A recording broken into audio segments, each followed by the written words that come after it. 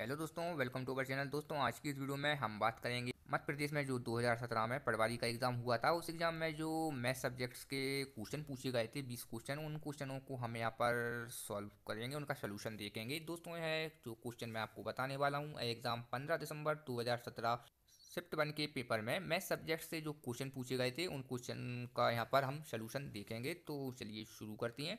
एक भिन्न के अंश में जब एक की वृद्धि की जाए तो यह 1/2 हो जाता है, और जब हर में 3 की वृद्धि की जाए तो 3/7 हो जाता है। तो एफ क्या है यहाँ पर दोस्तों? यह भिन्न है।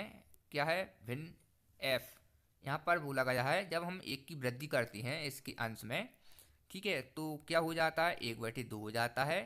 तो इस तरह के क्वेश्चन में दोस्तों हमें यहाँ पर जो ऑप्शन दिए गए हैं, इसी ऑप्शन की मदद से हमें सॉल्व करना होगा। तो हम चलिए यहाँ पर इसमें कर देते हैं। जैसे कि 15/32 है, तो इसके अंश में एक की वृद्धि की जाती है, तो यह क्या हो जाता है? 1/2। तो देख लेते हैं, यह हो जाएगा 16/32। ठीक है, इसे कैंसिल करते हैं तो हमें मिल रहा है 1/2, यानी कि हमारा आंसर यही है। अब आगे हमें यहाँ पर देखने की ज़रूरत नहीं है, इसके हर वाले को चेक करने की ज़रूरत नहीं है। तो दोस्तों अगर देख लेती हैं दूसरे ऑप्शन भी क्या कहती हैं। यहाँ पर दोस्तों 10/31 में अगर एक जुड़ा जाए अंश में तो यह हो जाएगा 11/31, जो कि हमें यहाँ पर 1/2 नहीं मिलेगा। इसी तरह से ये 11/29 में भी हमें यहाँ पर नहीं मिलेगा, और इसमें 10/32 होगा तो यह हो जाएगा 5/16। तो यह भी ऑप्शन हमारा सही नहीं होगा। तो राइट आंसर जो होगा 15/32 यहाँ पर हमारा आंसर हो जाएगा। चलिए अगला क्वेश्चन देखते हैं। एक दुकानदार ने लागत मूल्य से 30% अधिक विक्रय मूल्य अंकित किया। मांग में अचानक वृद्धि के कारण वो अंकित मूल्य को 40% तक बढ़ा देता है, तो उसका नवीन लाभ प्रतिशत क्या होगा? तो हम यहाँ पर इसे देख लेते हैं। दोस्तों, लागत मूल्य क्या है? लागत मूल्य है उसका क्या? 100%, मतलब 100 रुपये मान लेते हैं। अब बोला गया है कि एक दुकानदार ने लागत मूल्य से 30% अधिक विक्रय मूल्य उसने अंकित किया, यानी कि 30% अगर 100 का निकालें, 30% तो कितना हो जाएगा? 130 हो जाएगा। ठीक है, फिर मांग में अचानक वृद्धि के कारण वो अंकित मूल्य को 40% बढ़ा देता है। तो अब जो 40% बढ़ेगा वह बढ़ेगा 130 का 40% बढ़ेगा। तो 130 का 40% हम अगर निकालेंगे तो यह हो जाएगा कितना? 52 आ जाएगा। 52। तो ये 52 आ जाएगा। दोनों को जोड़ लेते हैं, तो दोनों को जोड़ेंगे तो 182 हमारे पास आ जाएगा। अब उसका लागत मूल्य क्या है? लागत मूल्य है 100 रुपये। ठीक है, और 182 क्या है उसका विक्रय मूल्य। तो जो प्रॉफिट इसका निकल के आ रहा है वह आ रहा है 82 का। ठीक है, तो यहाँ पर अब लाभ प्रतिशत कितने प्रतिशत के बराबर है? तो लाभ प्रतिशत कैसे निकालते हैं? 100 इंटू अपॉन 100। तो इसे कैंसिल कर देते हैं तो हमारा लाभ परसेंटेज हो जाएगा 82%। यही इसका आंसर हो जाएगा। ऑप्शन में आप यहाँ पर देख सकते हैं। चलिए अगला क्वेश्चन देखते हैं। भिन्न दी गई है न्यूनतम पदों में, हमें यहाँ पर इसे सॉल्व करके बताना है। तो अपॉन 11,650 इसे हम कैंसिल करना होगा। तो हम सबसे पहले यहाँ पर कैंसिल करके देख लेते हैं। तो इसे कैंसिल करते हैं तो यहाँ पर हम 9 से कर लेते हैं। यह जाएगा 9 चौको 36, यानी कि 4, और बचा कितना? 4। तो ये हो जाएगा 49। तो 9.45, इसके बाद ये हो जाएगा अगेन 9.45, और नीचे करते हैं तो 9 एकम 9, 2 बचा 26 हुए, तो 9 दूनी 18, 8 बचा तो 9 नाम 81 9 बार, और 4 बचा तो 9.45। अगेन फिर इसे कैंसिल करते हैं तो हम इसे कर देते हैं 5 से कैंसिल। 5 नाम 45, और 5 एकम 5, और इसके बाद 5 दूनी 10, बचा 2, पचम 25, बचे 4, 5 नाम 45, 259। अब दोस्तों यहाँ पर हम इसे 7 से कैंसिल कर सकते हैं। 7 एकम 7, और 7 तिया 21, और यहाँ पर 7 तिया 21 बटा कितना बचा? 4, 7 सतंजा 49। तो हमारे पास जो आंसर आ जाएगा वह आ जाएगा 13/37। आप यहाँ पर इसका आंसर देख सकते हैं। तो चलिए अगला क्वेश्चन देखते हैं। यदि ए स्क्वायर प्लस बी स्क्वायर बराबर 45, ए प्लस बी बराबर 9, तो ए माइनस बी का मान क्या होगा? दोस्तों, इस तरह के क्वेश्चन को हमें ऑप्शन को देखकर सॉल्व करना होगा। यहाँ पर हमें मान लिखना होगा, यानी कि यहाँ पर ए प्लस बी बराबर 9 दिया गया है। तो हम देख लेते हैं कि 9 किन संख्याओं को जोड़ने से बनता है। तो 2, अगर हम 2 + 7 करते हैं तो हमें 9 मिल जाएगा। ठीक है, 3 + 6 करते हैं तो हमें 9 मिल जाएगा, और 5 + 4 करते हैं तो हमें 9 मिल जाएगा। ठीक है, अब यहाँ पर देख लेते हैं ए माइनस बी, यह ए और यह बी। अब ए माइनस, अगर इनको माइनस करते हैं तो क्या हमें इन ऑप्शन में जो दिए गए हैं विकल्प उनमें से कोई आंसर मिल रहा है, देख लेते हैं। 7 में से अगर हम 2 को माइनस करेंगे तो हमें मिल जाएगा यहाँ पर 5, और इसको करेंगे 6 में से 3 को तो हमें मिल जाएगा यह 3, ठीक है। और इसमें इसको माइनस करेंगे 5 में से 4 को तो यह मिल जाएगा हमें 1। तो आप यहाँ पर भी इसका मान रख कर देख लेते हैं। तो चलिए इसे देख लेते हैं। ए का मान 3 है, यानी कि 3 का स्क्वायर प्लस बी का मान कितना है 6, तो 6 स्क्वायर तो ये बराबर कितना है 45। इसको करेंगे तो 3 3 का 9, और इसको करेंगे तो 6 6 36, बराबर में हमें मिल जाएगा 45। तो है जो आंसर है इस कंडीशन को सेटिस्फाइज कर रहा है। तो ये हमारा ऑप्शन जो आंसर हो जाएगा वह हो जाएगा 3, ए माइनस बराबर 3, ठीक है। चलिए अगला क्वेश्चन देखते हैं। औसत ज्ञात कीजिए, सभी संख्याओं को जोड़ लेना है। तो यहाँ पर हम सभी संख्याओं को काउंट करेंगे तो हो जाएगा 205। कितनी संख्या है 5, तो 5 चौको 20 और 5 एकम 5, ऐसा रह जाएगा 41 बार। तो सभी संख्याओं का औसत हो जाएगा 41। अगला क्वेश्चन देखते हैं। दो मित्र अलक एवं अमन एक दूसरे से 320 मील दूर रहते हैं। अलक प्रातः 9 बजे की ट्रेन में अपनी यात्रा शुरू करता है और अमन के स्थान की ओर 70 मील प्रति घंटे की रफ्तार से यात्रा करता है। 2 घंटों के बाद अमन इस बात से अनजान है कि जिस रेलगाड़ी से वह अलक की ओर जा रहा है वह प्रति घंटे 20 मील की रफ्तार से चलने लगती है। दोनों किस समय पर मिलेंगे? तो यहाँ पर हम कर लेते हैं।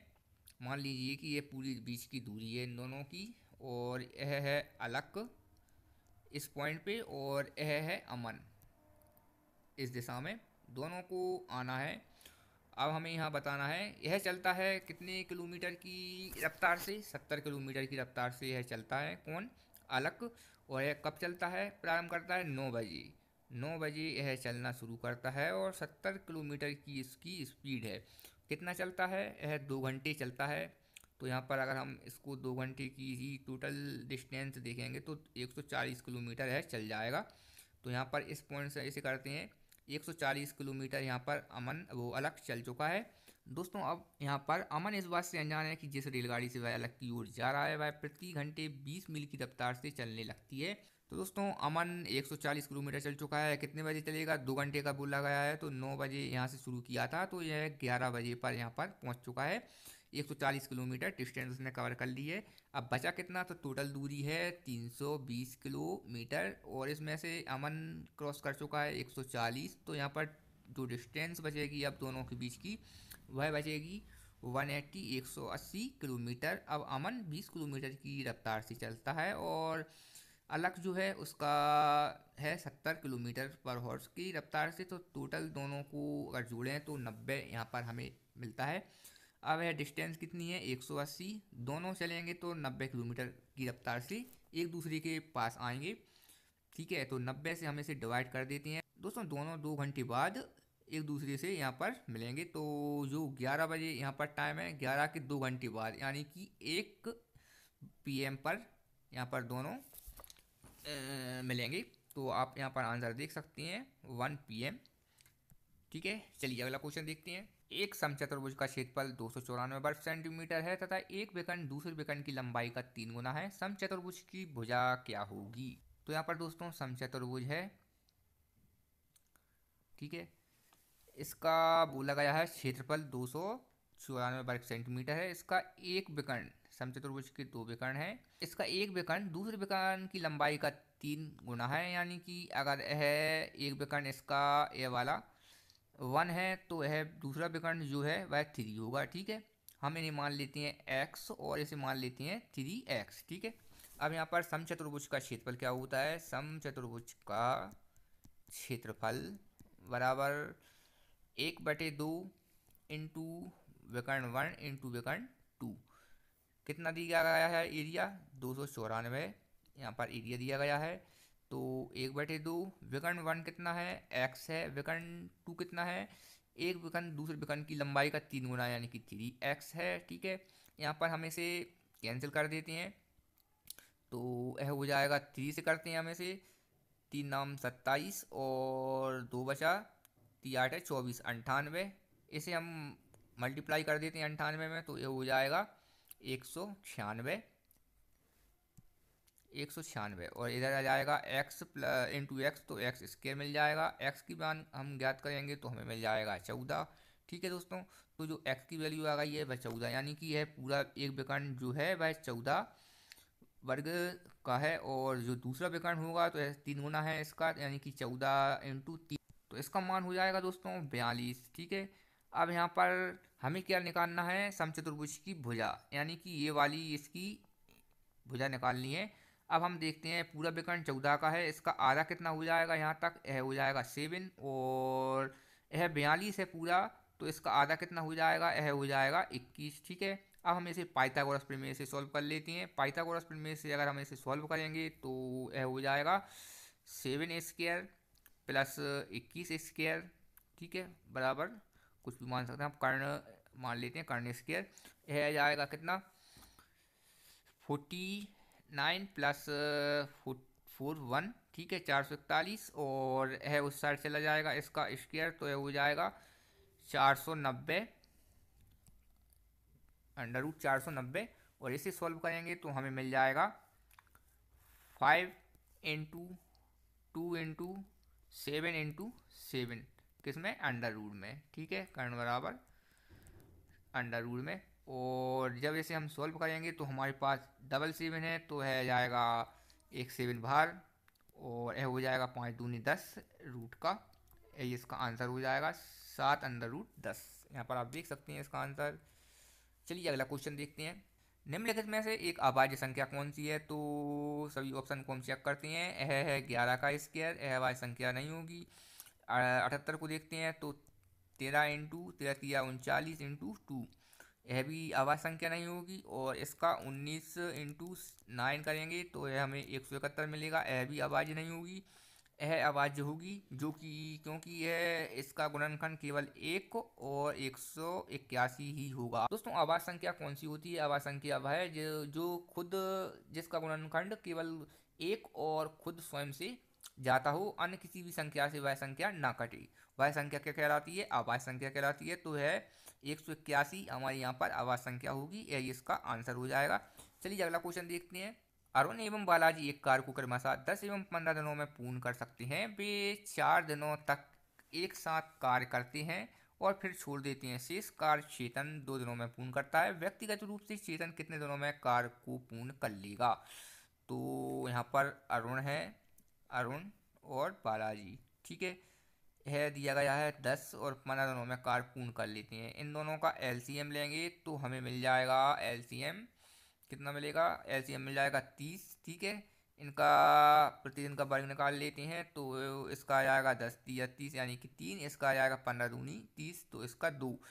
इन दोनों को अगर हम जोड़ते हैं तो टोटल यह वर्क कर रहे हैं 5 यूनिट, ठीक है, प्रतिदिन की। अब बोला गया है कि वे 4 दिनों तक एक साथ कार्य करते हैं, यानी कि दोनों मिलाकर 4 दिनों तक करते हैं। 5 यूनिट अगर एक दिन में दोनों कर रहे हैं, 4 दिन तक कितनी होंगी, 20 यूनिट। ठीक है, और टोटल वर्क कितना है, 30। 30 में से अगर हम 20 को हटाएंगे तो टोटल वर्क अब कितना बचेगा, जो शेष वर्ग है वह 10 यूनिट का बचेगा। अब जो 10 यूनिट का बचा है, शेष कार्य चेतन 2 दिनों में पूर्ण करता है, तो 10 का बचा है, इसे 2 दिन में चेतन पूर्ण करता है, यानी कि दोस्तों है 5 के रेट से कार्य को पूर्ण करता है। ठीक है, अब बोला गया है व्यक्तिगत रूप से चेतन, अब इन सबको हटा दीजिए आप। ठीक है, व्यक्तिगत रूप से चेतन कितने दिनों में कार्य को पूर्ण कर लेगा, यानी कि जो पूरा 30 कार्य दिया गया है, 30 यूनिट, इस कार्य को चेतन अकेले कितने दिनों में कर सकता है, तो इसका एक दिन का हमें पता चल गया 5 है, टोटल वर्क कितना है 30/5, तो है 6 दिन में कार्य कर लेगा, यही इसका आंसर हो जाएगा। एक क्लब के 32 सदस्य हैं, हर वर्ष इसकी सदस्यता में 50% की वृद्धि करने की योजना है। 3 वर्षों के अंत में कितने सदस्य होंगे, तो हर वर्ष कितनी वृद्धि कर रहे हैं, 50%, यानी कि 150%, 100 से 150 तक कर रहे हैं, तो यानी कि 150/100, इसे करते हैं हम कैंसिल, तो यह जाएगा 3/2। ठीक है, अब 32 सदस्य हैं, हर वर्ष 50% की वृद्धि, यानी कि 3/2, 3/2 इंटू 3/2। ठीक है, यहाँ पर 2 × 2 4, और 4 दूनी 8, 8 हमें यहाँ पर मिल रहा है, 8 से इसे हम कैंसिल करेंगे 4 बार में, यह हो जाएगा 4 × 3 = 12, 12 × 3 = 36, और 36 × 3 = 108। तो हमें मिल जाएगा 108 आंसर में, यानी कि कितने सदस्य होंगे, 108 सदस्य होंगे, यही इसका आंसर हो जाएगा। चलिए अगला क्वेश्चन देख लेते हैं। एक व्यक्ति अपनी यात्रा का 3/4 भाग बस से, 1/6 भाग रिक्शा से एवं 4 किलोमीटर पैदल चलकर तय करता है। अपनी पूरी यात्रा में उसने कितने किलोमीटर की दूरी तय की। ये माना कि कुल दूरी क्या है, x है, ठीक है। x का 3/4 भाग, कुल दूरी का 3/4 भाग किससे, वह बस से करता है, यानी कि वह हो जाएगा 3x/4। और इसका फिर x का 1/6 भाग करता है वह किससे, रिक्शा से, यानी कि हो जाएगा x/6, ठीक है। और बाकी का करता है 4 किलोमीटर पैदल। तो दोस्तों हम इसे सॉल्व करते हैं। दोस्तों कुल दूरी कितनी है, x है, तो चलिए ठीक है x है। x में से अब जो चल चुका है उसको हम माइनस कर देते हैं, यानी कि ये 3x/4 और -6x/4, ठीक है। अब दोस्तों हम इन सभी का एलसीएम ले लेते हैं, इसके नीचे रख देते हैं 1, ठीक है। तीनों का एलसीएम लेते हैं तो हमें मिल जाएगा 12, यह हो जाएगा 12x, ठीक है। और यह 4 तिया 12 यानी 3 3 का 9, माइनस का 9x, और यह जाएगा माइनस का 2x, और बराबर कितना हो जाएगा, यह 4 किलोमीटर वह पैदल करता है यात्रा, तो 4 किलोमीटर बराबर यहाँ पर हो जाएगा। और इसे हम सॉल्व करेंगे तो माइनस माइनस के 11x और प्लस का है 12x, तो यह जाएगा x/12, ठीक है, बराबर में 4 किलोमीटर। और इसे हम सॉल्व करते हैं तो x की वैल्यू हो जाएगी हमारे पास 48, तो टोटल जो उसकी दूरी आ जाएगी कितनी, x बराबर 48 किलोमीटर। वह अपनी पूरी यात्रा में 48 किलोमीटर की दूरी तय करता है। तो चलिए अगला क्वेश्चन देखते हैं। पुलकित और उसकी पत्नी शिखा की वर्तमान आयु का अनुपात क्रमशः 6:5 है। 5 वर्ष पश्चात अनुपात 7:6 हो जाएगा। यदि विवाह के समय यह अनुपात 5:4 था तो उनका विवाह कितने वर्ष पूर्व हुआ था। तो चलिए सॉल्व करते हैं इसे। पुलकित और उसकी पत्नी यानी कि उसकी वाइफ, ठीक है, अनुपात दिया गया है उनकी वर्तमान आयु यानी कि प्रेजेंट का अनुपात दिया गया है। प्रेजेंट का अनुपात दिया गया है दोस्तों कितना, 6:5, यानी कि 6x और 5x, ठीक है। अब यह 5 वर्षों के पश्चात यह अनुपात कितना हो रहा है, 7:6, तो हम कर देते हैं 5 वर्ष पश्चात अनुपात कितना हो रहा है, 7:6। अब हमें निकालना है इसका 5 वर्ष पश्चात, तो ये हो जाएगा 6x + 5, और इसका आ जाएगा 5x + 5।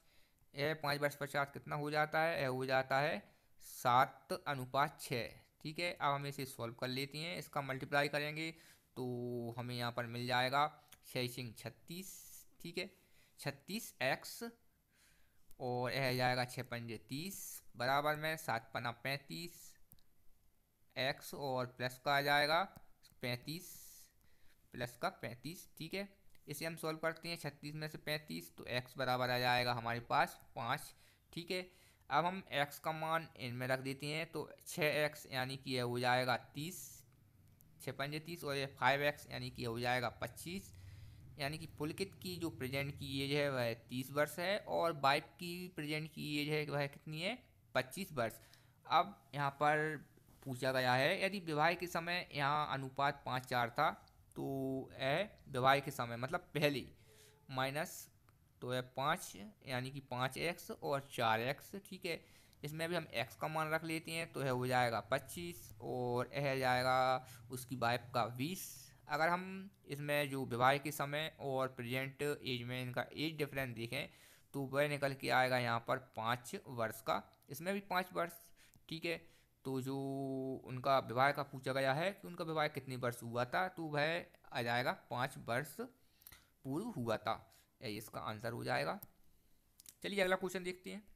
त्रिकोण का आधार उसकी ऊंचाई s से 5 इकाई अधिक है, निम्नलिखित में से कौन सा पद उसके क्षेत्रफल को निरूपित करता है। तो यहाँ पर दोस्तों समकोण समकोण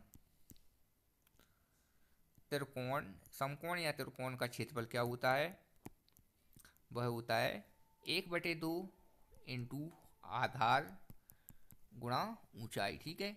1/2 दिया गया है, ठीक है। आधार कितना दिया गया है, बोला गया है त्रिकोण का आधार उसकी ऊंचाई s से 5 अधिक है, तो ऊंचाई जब उसकी हाइट दी गई है कितनी h, s से 5 अधिक क्या दिया गया है, आधार।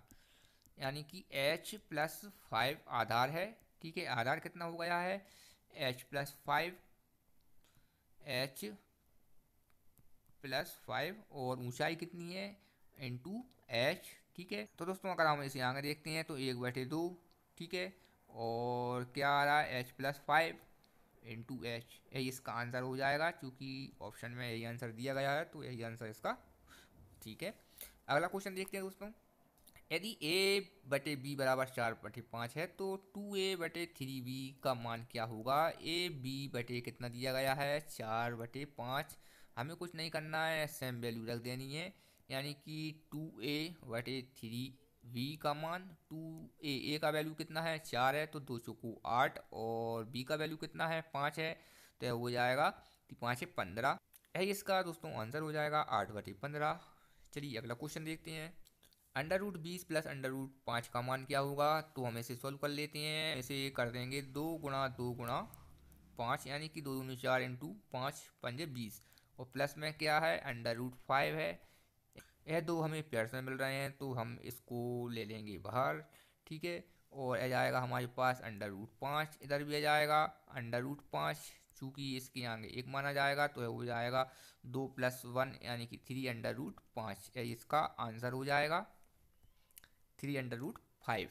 अगला क्वेश्चन देखते हैं दोस्तों। निम्नलिखित में से कौन सी संख्या 11 से विभाज्य है। तो 11 से विभाज्य के लिए दोस्तों आपको ध्यान रखना होगा कि 11 से डिवाइड करने का रूल क्या होता है। अगर किसी संख्या के सम स्थान और विषम स्थानों के अंकों का योग का अंतर यदि 0 या 11 होता है तो वह संख्या पूरी तरह से 11 से डिवाइड हो जाती है। तो हम इसे चेक कर लेते हैं, इसके सम स्थान और विषम स्थान को। यानी कि सम स्थान यानी कि यह 8, 2, 1, यह इसके सम स्थान के अंक हैं, और विषम स्थान के अंक यह हो जाएंगे 4, 3, 7, 8। इनको हम जोड़ लेते हैं, 8, 2, 10 और 1 11, यह जाएगा 11। और नीचे को विषम स्थान के अंक को जोड़ते हैं तो हो जाएगा 4, 3, 7 और 7 14 और 8 22 हो जाएगा। ठीक है, अगर हम इनमें से माइनस कर देते हैं तो हमें मिल रहा है यहाँ पर 11, तो यह संख्या 11 से पूरी तरह से डिवाइड होगी। अगर हमें 0 भी मिलता तो वह फिर भी यह संख्या पूरी तरह से डिवाइड होगी, क्योंकि रूल 0 या 11 हो तो वह संख्या डिवाइड हो जाएगी। ठीक है, चलिए अगला क्वेश्चन देखते हैं। 1000 तथा 2000 के बीच ऐसी कितनी संख्याएं हैं जिनकी भाजक तीन संख्या यानी कि 15, 20, 25 हैं। तो यहाँ पर हम सर्वप्रथम इन तीनों का एलसीएम ले लेंगे। एलसीएम देख लेंगे कितना आएगा, 15, 20 और 25। इनका एलसीएम ले लेते हैं हम, तो 5 से करते हैं, 5 तिया 15, 5 चौको 20, 5 25। और अगेन हम फिर करते हैं इसे 3 से, 3 एकम 3 और 4 और एक 5, फिर 4 और एक बार यह 5 से चला जाएगा। ठीक है, तो इनका मल्टीप्लाई कर लेते हैं तो हमें मिल रहा है यहाँ पर 5 इंटू 3 इंटू 4 इंटू 5, यानी कि 5 तिया 15 और 15 चौको 60 और 60 पंजे 300। ठीक है दोस्तों, तो यहाँ पर दोस्तों अब संख्या दी गई है 1000 और 2000 के बीच में ऐसी कितनी संख्या हैं जिनकी भाजक 15, 20, 25 से डिवाइड होंगी। तो यहाँ पर अगर हम 300 से, अब हमें डिवाइड देखना होगा कि 1000 के बाद ऐसी कौन सी संख्या होगी जो 300 से डिवाइड हो जाएगी। तो वह संख्या होगी 1200। ठीक है, अगली संख्या होगी दोस्तों वह हो जाएगी 1500, और इसके बाद अगली होगी वह हो जाएगी 1800। ये तीनों संख्याएं 300 से पूरी तरह से डिवाइड हो जाएंगी। तो कितनी संख्या हो जाएंगी, एक, एक, 2 और एक 3। ठीक है, तो यहाँ पर हमें मिल जाएगा आंसर में 3 संख्याएं होंगी ऐसी। चलिए अगला क्वेश्चन देखते हैं। एक पासे को एक बार फेंका जाता है, प्राप्त सम संख्या है, इसकी क्या प्रायिकता होगी। तो दोस्तों पासा जो होता है उसमें 6 फलक होती हैं। ठीक है, कितनी होती हैं, 6, यानी कि संभावनाएं भी टोटल 6 हो जाती हैं। तो पासे में 6 पलक जो होती हैं, सभी पलक में 1, 2, 3 या 4, 5 और 6 सभी इतने अंक यानी कि नंबर आने की पॉसिबिलिटी रहती है। ठीक है, यानी कि 6 बार की प्रायिकता होती है। अब यहाँ पर बोला गया है कि सम संख्या आने की पॉसिबिलिटी कितनी होगी। तो सम संख्या है, एक है, 2 वाली है 4 और है 6, यानी कि टोटल पॉसिबिलिटी बन रही है उसकी 3। तो 5 से में कितनी पलक होती हैं? 6 होती हैं। टोटल पॉसिबिलिटी कितनी बन रही है? सम संख्या आने की 3। इसे हम अगर सॉल्व करेंगे 3/6 को तो है हो जाएगा 1/2, 1/1/2। यही इसका आंसर हो जाएगा। चलिए अगला क्वेश्चन देखते हैं दोस्तों। कार 54 किलोमीटर घंटा की गति से यात्रा कर रही है, मीटर सेकंड में उसकी स्पीड क्या होगी? दोस्तों जब हमें मीटर सेकंड में स्पीड को लाना होता है तो हमें मीटर सेकंड में लाने के लिए उसे 5/18 से मल्टीप्लाई करना होता है। और अगर किलोमीटर से हम उसको लाना चाहते हैं मीटर सेकंड से किलोमीटर में तो हमें 18/5 से उसका गुणा करना होता है। तो यहाँ पर क्या दिया गया है? किलोमीटर से हमें किस में करना है? मीटर सेकंड में, यानी कि 54 मीटर सेकंड में करना है कि 5/18 से हम इसका मल्टीप्लाई कर देंगे तो हमारे पास आ जाएगा 18×3=54 बराबर में आ जाएगा 15। इसका आंसर हो जाएगा 15 मीटर प्रति सेकंड उसकी गति होगी। चलिए दोस्तों अगला क्वेश्चन, और इस पेपर का, इस वीडियो का यह लास्ट क्वेश्चन। यदि किसी वस्तु का क्रय मूल्य 950 रुपये तथा लाभ 30% है तो विक्रय मूल्य क्या होगा? दोस्तों क्रय मूल्य कितना दिया गया है? 950 दिया गया है, और लाभ प्रतिशत 30% है, यानी कि 900 का 30% हम अगर निकालें तो कितना मिल जाएगा हमें? 0 से 0 कैंसिल, हो जाएगा 5×3=15 और 9×3=27, 1×28, यानी कि 285 इसका लाभ हो जाएगा। तो दोस्तों उसका लागत मूल्य क्या है? 950 है, और उसका प्रॉफिट कितना है? 285। इन दोनों को जोड़ लेते हैं तो हमारे पास आ जाएगा 1235 उसका विक्रय मूल्य है। ठीक है, सेलिंग प्राइस क्या है? 1235 है, इसका आंसर हो जाएगा। तो दोस्तों यह रहे 20 क्वेश्चन जो 2017 में पिछली बार एग्जाम में पूछे गए थे। कौन सी? 15 दिसंबर शिफ्ट 1 के पेपर में है क्वेश्चन पूछे गए थे, यहाँ पर कंप्लीट हुए। अगर आपके मन में अभी भी कोई किसी प्रकार का किसी भी क्वेश्चन को लेकर डाउट है तो आप मुझे कमेंट कर सकती हैं, मैं उसका सलूशन अगली वीडियो में ज़रूर दूंगा। दोस्तों आप अगर क्वेश्चनों को समझ पाए हों अच्छे से, अगर वीडियो आपको हेल्पफुल लगी हो तो प्लीज़ वीडियो को लाइक करना ना भूलें। अगर चैनल पर नए हैं तो चैनल को सब्सक्राइब करें। थैंक्स फॉर वॉचिंग, मिलते हैं अगली वीडियो में। जय हिंद।